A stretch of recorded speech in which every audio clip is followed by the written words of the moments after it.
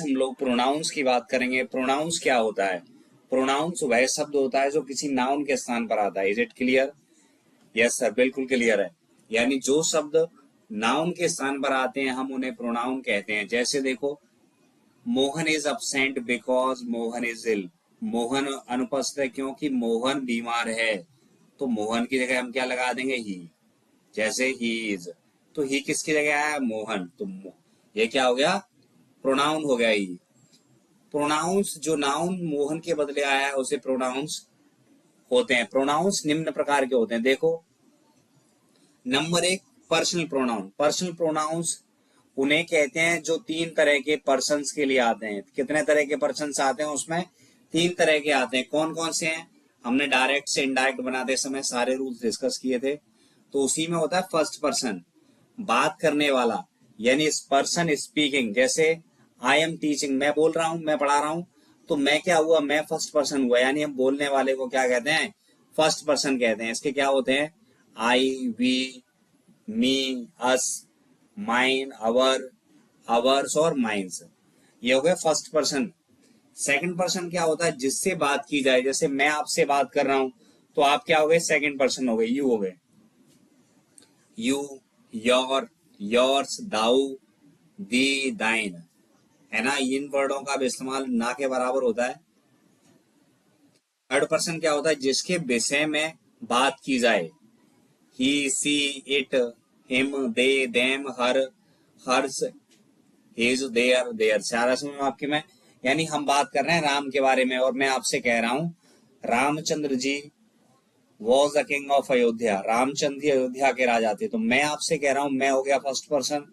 आप सुन रहे हो, आप हो गए सेकंड पर्सन। और जिस व्यक्ति की बात हो रही है कि अयोध्या के राजा रामचंद्र जी थे, तो वो कौन हो गए? थर्ड पर्सन हो गए, है ना। अब देखिए, अब दूसरा प्रोनाउन होता है हमारा रिलेटिव प्रोनाउन। क्या होता है? रिलेटिव प्रोनाउन जो प्रोनाउंस दो वाक्यों को जोड़ते हैं तथा अपने से पहले प्रयोग हुए नाउन से संबंध प्रकट करते हैं, उन्हें रिलेटिव प्रोनाउन कहते हैं। क्या कहते हैं? रिलेटिव प्रोनाउन कहते हैं। जैसे देखो, जो नाउन्स दो वाक्यों को जोड़ते हैं तथा अपने से पहले प्रयोग हुए नाउन से संबंध प्रकट करते हैं, उसे हम क्या कहते हैं? रिलेटिव प्रोनाउन कहते हैं। जैसे देखो, आई नो द बॉय, मैं उस लड़के को जानता हूं जो यहां आया। तो हु किसको जुड़ रहा है? नाउन से जुड़ रहा है। नाउन क्या है? बॉय। मैं उस लड़के को जानता हूं जो यहां आया। इस वाक्यों में वो रिलेटिव प्रोनाउन है तथा बॉयस एंटीडिसेंट है, जिससे यह संबंध प्रकट करता है। Who, whom, whose, which, what, as, that मुख्य रिलेटिव प्रोनाउंस होते हैं। आगे देखिए, नंबर 3। नंबर 3 है हमारा इंटेरोगेटिव प्रोनाउंस। जो प्रोनाउंस प्रश्न पूछने का कार्य करते हैं उन्हें इंटेरोगेटिव प्रोनाउंस कहते हैं। किनको? जो प्रोनाउंस प्रश्न पूछने का काम करते हैं उनको हम इंटेरोगेटिव प्रोनाउंस कहते हैं। जैसे हु आर यू, तुम कौन हो। विच इज योर पेन, आपका पेन कौन सा है। वॉट डू यू वॉन्ट, आप क्या चाहते हो। तो हु, हुज, वो, हुम, विच, वॉट आदि ये कैसे प्रोनाउन? इंटेरोगेटिव प्रोनाउन है। अगला देखो, डिमोन्स्ट्रेटिव प्रोनाउंस। जो प्रोनाउन किसी नाउन की ओर संकेत करते हैं। क्या?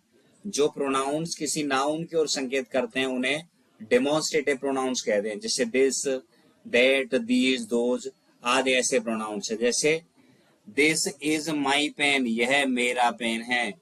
तो यह किसकी ओर संकेत कर रहा है? पास रखी हुई वस्तु के लिए।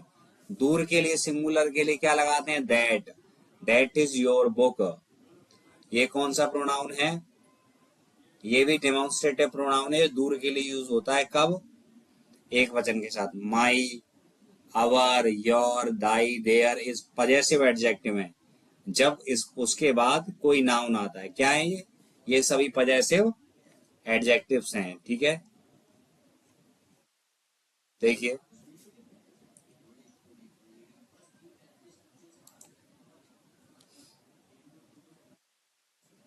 एक मिनट वेट करिए दोस्तों।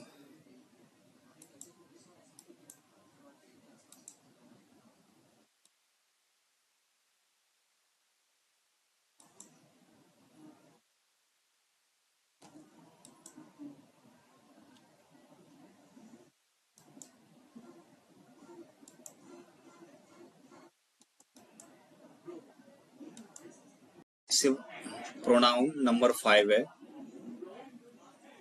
कुछ प्रोनाउंस के साथ सेल्फ, SELF या एफ को हटाकर हम VS लगा देते हैं, जिसको सेल्फ्स कहते हैं। लगाकर हम नवीन प्रोनाउंस बनाते हैं। ठीक है,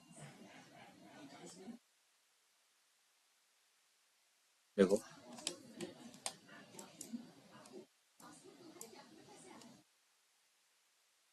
आई से माई सेल्फ, वी से आवर सेल्फ, यू से योर सेल्फ, और प्लूरल होगा तो योर सेल्फ हो जाएगा। ही से हिमसेल्फ, सी से हर सेल्फ, इट से इट सेल्फ, दे से देम सेल्फ।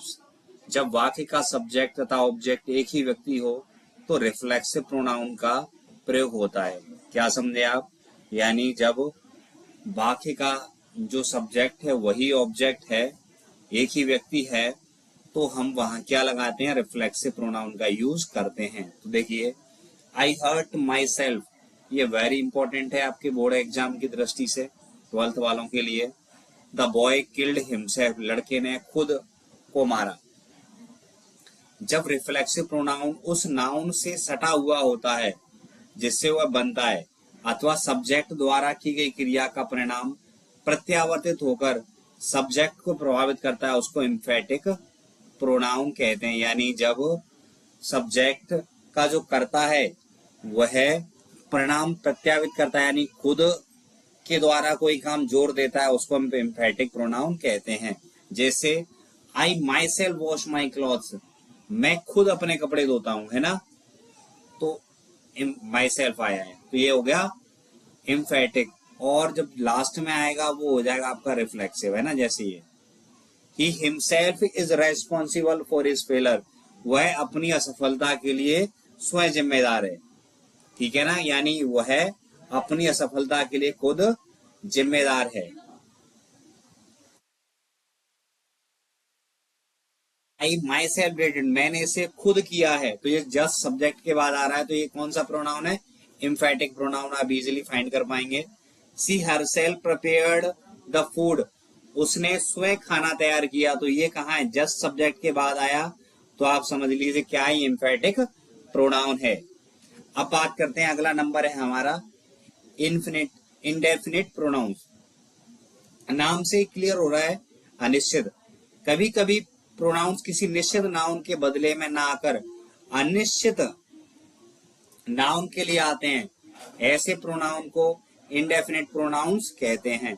जैसे one must love one's country, यानी एक को अपने देश से प्रेम करना चाहिए। सम आर बॉर्न पोइट्स, यानी कुछ कभी ही पैदा होते हैं, यानी कुछ लोग जन्म से ही क्या होते हैं? कवि होते हैं। ऑल, मच, लिटिल, वन, सम, नन, फ्यू, मैनी, एनी, इसी प्रकार के नाउन से, यानी अनिश्चित नाउन है, इनकी संख्या नहीं है, कुछ कितने पता नहीं, है ना, कोई। मच। डिस्ट्रीब्यूटिव प्रोनाउंस क्या होता है? ये प्रोनाउंस वाक्य में प्रयोग हुए व्यक्तियों अथवा वस्तुओं में से प्रत्येक का बोध कराते हैं, हर एक के बारे में बताएंगे, है ना। जैसे ईच, आइदर, नाइदर आदि इसी प्रकार के प्रोनाउंस। कैसे प्रोनाउन है? Distributive pronounce. Each of the girls got a reward, प्रत्येक लड़की को पुरस्कार मिला, तो क्या कर रहा है? हर एक लड़की के बारे में बता रहा है ना। Neither of the two bats is good, इन दोनों बल्लों में से कोई भी बैट अच्छा नहीं है, दोनों में से प्रत्येक के बारे में बता रहा है। Either of the two roads leads to station, इन दो सड़कों में से एक सड़क कहां जाती है? स्टेशन के लिए जाती है। नाइदर नॉर का होता है इन दोनों में से कोई नहीं, आइदर और दोनों में से एक।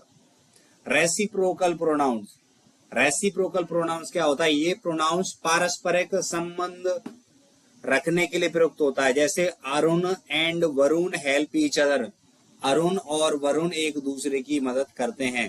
तो समझिए, एक दूसरे के अर्थ में, कब? एक दूसरे के अर्थ में, दो लोगों के लिए, दो लोगों के लिए क्या आता है? ईच अदर आएगा। क्या आएगा बच्चों? ईच अदर आएगा। और दो से ज्यादा के लिए क्या आएगा? ईच अदर दो के लिए है ना, दो से ज्यादा के लिए क्या आता है, वन अनदर। ये देखो one another, we love one another, हम एक दूसरे को प्रेम करते हैं, है ना, हम दो से ज्यादा हैं। वी आर फोर फ्रेंड्स, हम चार मित्र हैं। वी लव वन अनदर, हम एक दूसरे को प्रेम करते हैं। तो क्लियर हुआ, रेसिप्रोकल प्रोनाउंस में वन अनदर दो से ज्यादा के लिए आता है और ईच अदर दो के लिए आता है। अब देखिए कुछ रूल्स की बात कर लेते हैं। रूल्स क्या क्या है इसके। किसी भी प्रोनाउंस का पर्सन, नंबर तथा जेंडर अपने पूर्ववर्ती नाउन के अनुसार आता है। नहीं समझ में आया आपके में, देखो every son should obey his parents, तो हिज किसके अकॉर्डिंग आया है, अपने सब्जेक्ट के नंबर के अनुसार आया है। प्रत्येक पुत्र अपने माता पिता की आज्ञा का पालन करना चाहिए, या प्रत्येक पुत्र अपने माता पिता की आज्ञा का पालन करना चाहिए। प्रत्येक पुत्र को अपने माता पिता की आज्ञा का पालन करना चाहिए। All the boys must do their duties, all the boys यानी सभी लड़कों को अपने कर्तव्यों को करना चाहिए। तो देखिए यहाँ क्या है, प्लूरल है, बॉयज है इसलिए यहाँ क्या आ गया, देयर, और एवरी सन प्रत्येक है इसलिए आ गया हिज। क्लियर हुआ। जब दो सिंगुलर नाउन्स एंड से जुड़े हों तो उनके पहले ईच या एवरी आया हो तो उसके बाद वर्ब और प्रोनाउन एक वचन होगा। नहीं समझ आपके में, वो ये कहना चाह रहा है ईच और एवरी यदि सब्जेक्ट के प्रारंभ में आया है तो हमेशा जो के साथ जो पजेसिव आएगा वो एक वचन में होगा। किसमें होगा, एक वचन में। जैसे देखो every boy and every teacher was busy in his work, प्रत्येक लड़का और प्रत्येक शिक्षक अपने कार्य में व्यस्त था। ठीक है, तो ये क्या है, हिज आया है, क्योंकि हर एक नाउन से पहले क्या है, एवरी या ईच आया हो। तो देखो each book and each magazine was in its place, देखो प्रत्येक पुस्तक और प्रत्येक पत्रिका अपने स्थान पर थी। इट्स आ रहा है सिंगुलर में। जब दो या दो से अधिक सिंगुलर नाउन्स, क्या समझे, दो या दो से अधिक सिंगुलर नाउन्स और आइदर और नाइदर नॉर से जुड़े हों तो सिंगुलर प्रोनाउन का प्रयोग होता है। देखो और ये होता है या, और आइदर और दो में से कोई एक, ठीक है, और नाइदर नॉर दो में से कोई नहीं, कोई नहीं। हिंदी में होता है ना तो ना, या यह है या वो है। देखो सीता और Rita was teaching her brother, तो देखिए तो सिंगुलर नाउन्स काय से कनेक्ट है, और से कनेक्ट है, तो इसीलिए हेल्पिंग वर्ब क्या आई है, वॉज आई है, यानी सिंगुलर। आइदर सोहन और Mohan has bought his pen, या तो सोहन ने या उसके भाई ने यह पेन खरीदा है। Neither Pramod NOR Kamal has learned his lesson, ना तो प्रमोद ने और ना ही कमल ने अपना पाठ याद किया है। तो समझ में आया, दोनों के साथ पजेसिव क्या आ रहा है, सिंगुलर आ रहा है। जब एक सिंगुलर सब्जेक्ट और एक प्लूरल सब्जेक्ट आइदर और नाइदर नॉर से जुड़े हों तो प्लूरल सब्जेक्ट को बाद में लाया जाता है और प्रोनाउन अपने पास वाले नाउन के अनुसार आता है। जैसे देखो आइदर सोहन और his friends forgot their books, या तो सोहन या उसके मित्र अपनी किताबें भूल गए। तो देखो वो कह रहा है सिंगुलर पहले आएगा और प्लूरल बाद में आएगा, और बाद में आएगा तो पजेसिव भी कैसा होगा, प्लूरल ही होगा। Neither Kusum NOR her brothers failed in doing their work, ना तो कुसुम ना ही उसके भाई अपना काम करने में असफल हुए। ये वेरी इंपॉर्टेंट है, समझो। Rule number 5 very important. जब दो या तीन पर्सन का प्रयोग एक ही वाक्य में करने पर उनका क्रम से इस प्रकार रखा जाता है। क्या रूल आएगा, 231, पहले सेकंड पर्सन, फिर थर्ड पर्सन, फिर फर्स्ट पर्सन आएगा। फर्स्ट पर्सन का प्रोनाउन अंत में रखा जाता है, इसके लिए 231 को याद रखना चाहिए। जैसे you, he and I R fast friend, तुम, वह और मैं, तो आगे हम यू सेकंड पर्सन है, ही थर्ड पर्सन है और आई फर्स्ट पर्सन है, तो ये हो गया 231, बिल्कुल सही है। और हमेशा क्या आएगा, जो वर्ब आएगी वो हमेशा कैसी होगी, प्लूरल होगी। You and I must go, तो देखो ये आ गया 231 मैंने 21, you and I must go. He and I, he and I 31 हो गया, he third person, I first person, can never go there. You and he can do this work, वह और तुम, तो कैसे होगा ये, दो दो यूज होंगे तो 23, 31, 12 ऐसे हो सकते हैं ना।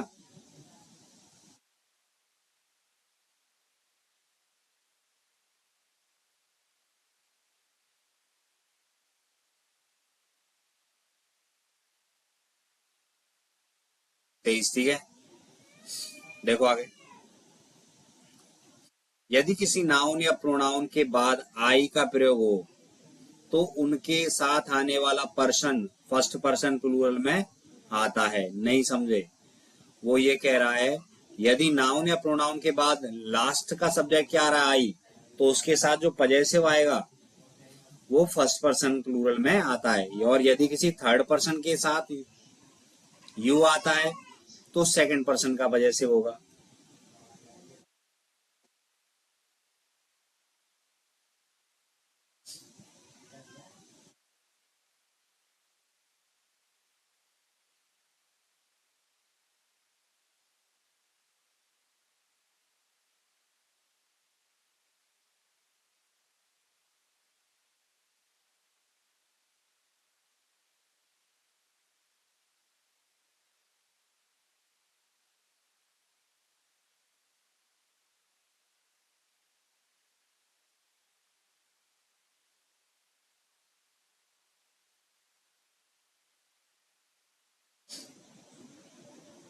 समझिए,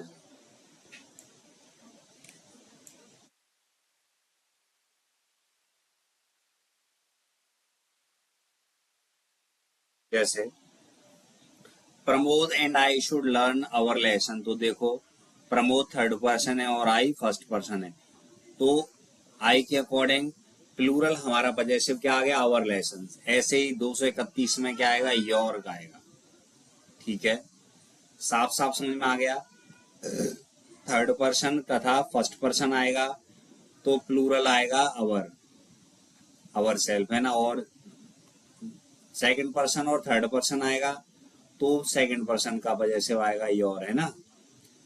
और जब तीनों आए हो तो भी फर्स्ट पर्सन का पजेसिव आएगा। जैसे अगर तीनों एक साथ वाक्य में प्रयोग लाए जाते हैं तो फर्स्ट पर्सन बहुवचन आता है। जैसे you, he and I must do our work, तुम, वह और मुझे अपना काम करना चाहिए।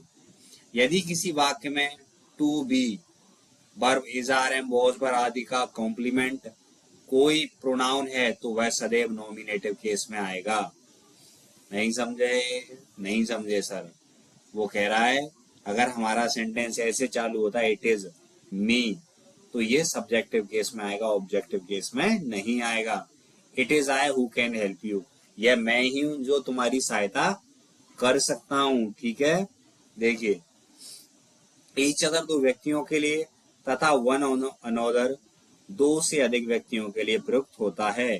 Padma and Randhir love each other, Padma और रणधीर एक दूसरे को प्रेम करते हैं।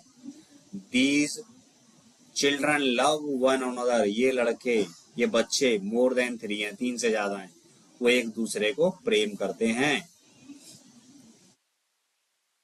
देखिए जब रिलेटिव प्रोनाउन क्रिया का सब्जेक्ट हो, क्या जब रिलेटिव प्रोनाउन क्रिया का सब्जेक्ट हो तो रिलेटिव प्रोनाउन के एंसीडेंट के नंबर और पर्सन के अनुसार होती है क्या, क्रिया। It is I who is your friend, तो ये हमारा क्या है, एंसीडेंट है ना, और इसके अकॉर्डिंग क्या आनी चाहिए थे, हेल्पिंग वर्ब, तो आई के अनुसार क्या होता है, बिल्कुल सही है। This is one of the boys, ये क्या है बॉयज, बॉयज क्या है प्लूरल, तो यहाँ क्या आना चाहिए था हैज की तरह हैव, ये सही है। ठीक है। रिलेटिव प्रोनाउन हु का प्रयोग प्राय मनुष्यों के लिए होता है, किसके लिए, मनुष्यों के लिए। The boy who is sitting in the corner reads in my class, लड़का जो कोने में बैठा हुआ है वह मेरी कक्षा में पढ़ता है। तो हु किसके लिए आता है, व्यक्ति के लिए। He who walks early in the morning gets energy, वह जो सुबह जल्दी टहलता है उसे ऊर्जा प्राप्त होती है। whom जिसे, जिसको, जिन्हें, जिनको का प्रयोग व्यक्तियों के लिए किया जाता है। who जिनका, जिसका प्रयोग साधारणतः व्यक्तियों के लिए किया जाता है, किंतु कभी कभी प्रयोग निर्जीव वस्तुओं के लिए भी होता है। This is the boy whom I love, यह वही लड़का है जिससे मैं प्रेम करता हूँ।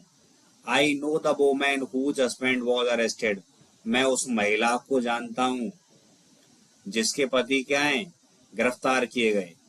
The sun whose rays give life to the earth is a source of energy, सूर्य जिसकी किरणें पृथ्वी को जीवन देती हैं वह ऊर्जा का स्रोत है। तो सन क्या है, नॉन लिविंग थिंग्स है, फिर भी इसके साथ क्या आ रहा है, whose आ रहा है।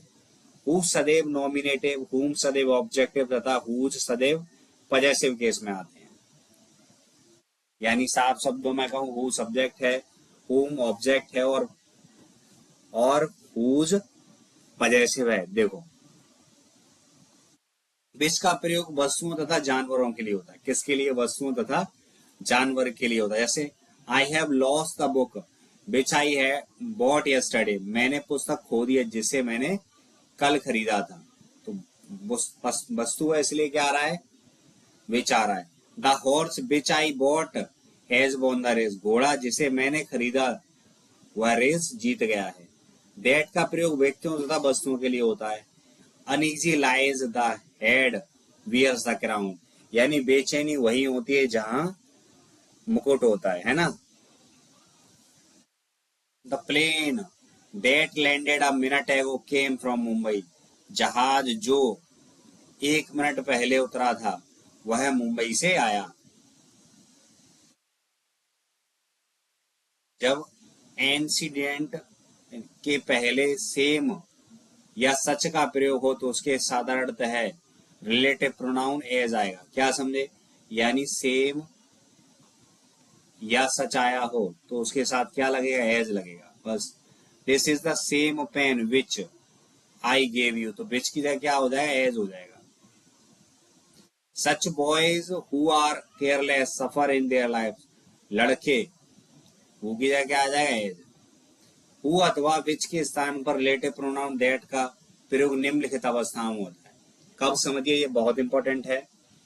हु और विच कब कब नहीं आएगा, देखो जब सुपरलेटिव डिग्री के एडजेक्टिव के पक्षात, यानी सुपरलेटिव डिग्री आई है तो उसके जस्ट बाद हु या विच नहीं आएगा। This is the best that ये कुड डू, यह सबसे अच्छा था जो वह कर सका। एक है सुपरलेटिव डिग्री के बाद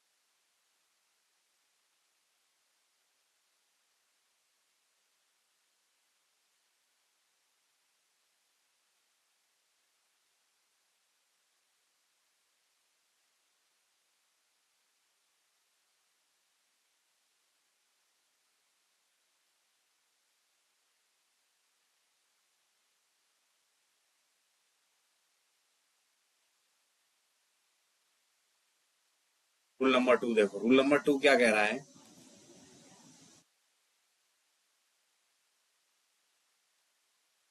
रूल नंबर 2 कह रहा है हमारा, एक तो आपको समझ में आ गया जब सुपरलेटिव डिग्री का यूज होगा तो उसके बाद विच या हु नहीं आता है, क्या लगाते हैं हम, दैट लगाते हैं, ठीक है। और all, any, none, nothing, only आदि शब्दों के पश्चात हम क्या लगाएंगे, that. All that glitters is not gold, हर चीज जो चमकती है वह सोना नहीं होती है, या हर चमकने वाली चीज सोना नहीं होती है। You may take any pen, any आ रहा है इसलिए क्या आएगा, दैट। आप कोई सा पेन ले सकते हो जो आपको पसंद है। There is nothing that attracts me, कुछ नहीं है जो मुझे लुभा सकती है, लुभाती है।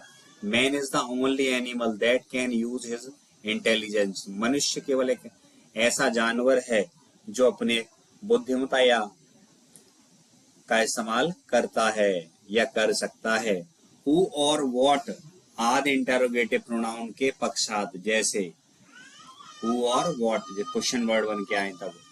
What is it that makes you fearless, वह क्या है जो तुम्हें निर्भीक बनाता है, ठीक है।